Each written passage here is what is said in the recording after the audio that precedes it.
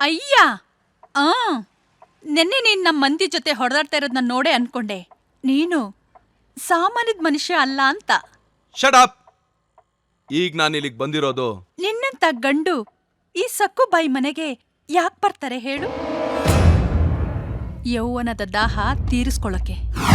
ಸಕ್ಕುಬಾಯ್, ಅನ್ಯಾಯ ಮಾಡಿದ್ರೆ ಕಾನೂನ್ಗಾಗಲ್ಲ, ಅಸಹ್ಯವಾಗಿ ಮಾತಾಡಿದ್ರೆ ಈ ಅಯ್ಯನ್ಗಾಗಲ್ಲ.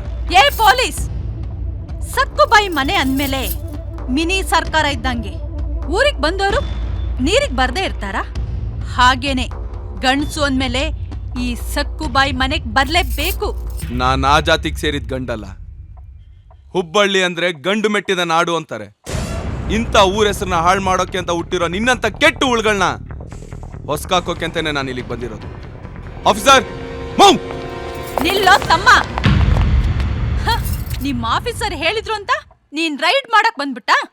ನಿಮ್ ಆಫೀಸರ್ ಅಪ್ಪನಂತರ ಕೈಲಿ ನಾನ್ ಫೋನ್ ಮಾಡಿಸ್ತೀನಿ. ಓ ಸಿತ್ತಾಡ್ಕಳ್ಳ ಮಗ.